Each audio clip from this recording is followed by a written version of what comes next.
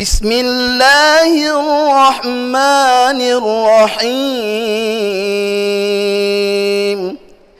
إذا زلزلت الأرض زلزالها وأخرجت الأرض أثقالها وقال الإنسان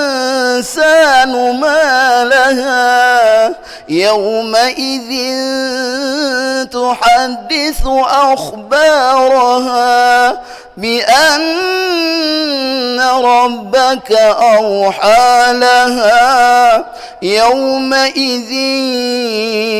يصدر الناس أشتاتا ليروا أعمالهم